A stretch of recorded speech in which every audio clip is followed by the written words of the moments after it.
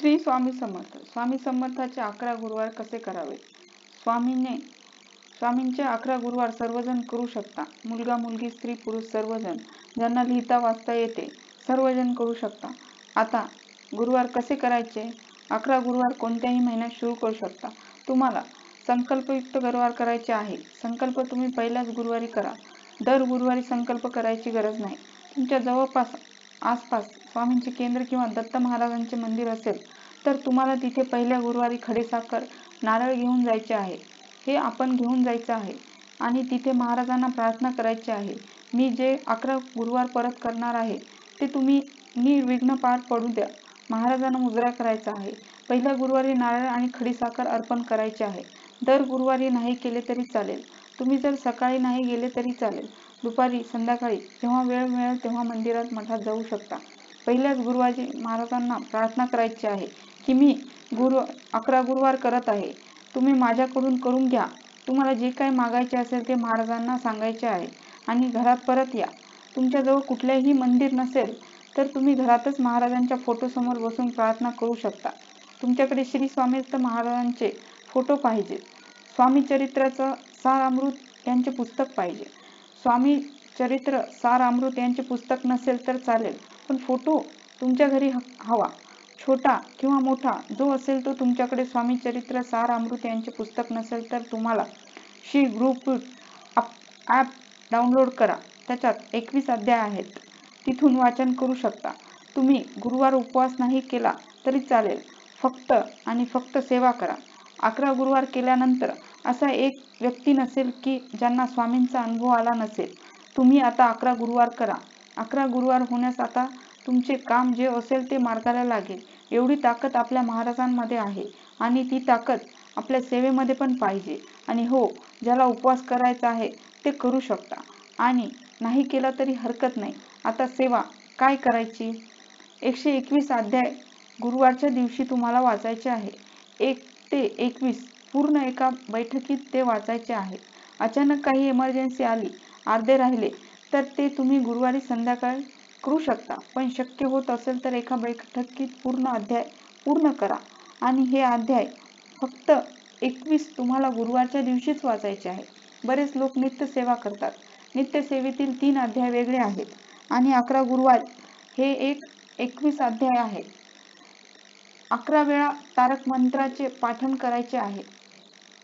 11 माळी स्वामी समर्थ मंत्राचा जाप करायचा आहे. या सेवा तुम्हाला करायच्या आहे. गुरुवारच्या दिवशी 11 गुरुवार तुम्ही मूलबाळ होण्यासाठी करू शकता, नोकरी मिळवण्यासाठी करू शकता, पण तुम्हाला 11 गुरुवारची सेवा करू शकता. तुम्ही जी इच्छा असेल ती पूर्ण करण्यासाठी 11 गुरुवारची सेवा करायची आहे.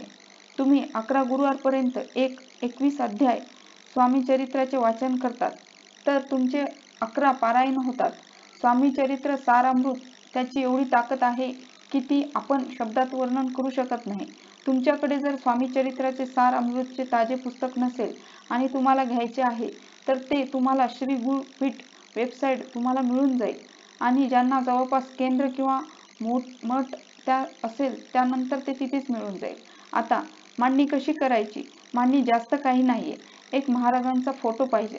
महाराजांच्या फोटो समोर तुम्हाला फुलहार व बेल टेबल असेल तर चढवायचे आहे.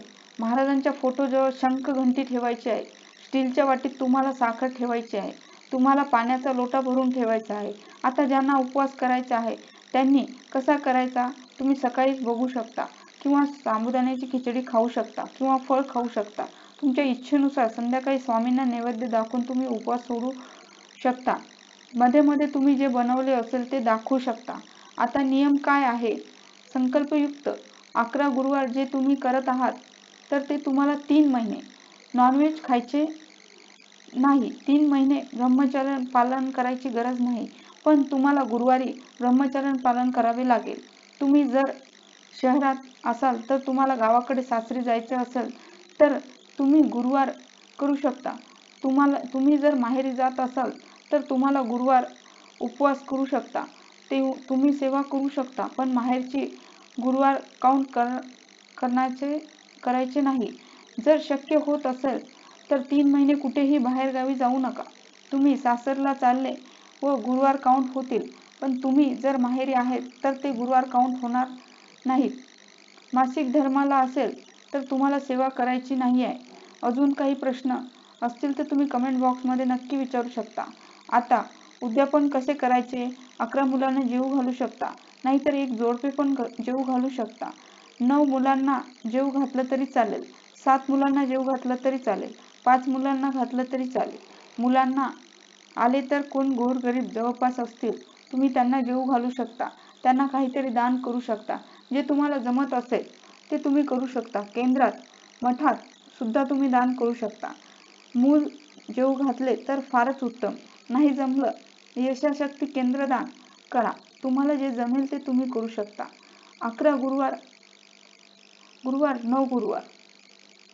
जर तुम्हाला माझी माहिती आवडली असेल तर चॅनल सबस्क्राईब करा, लाईक करा. धन्यवाद.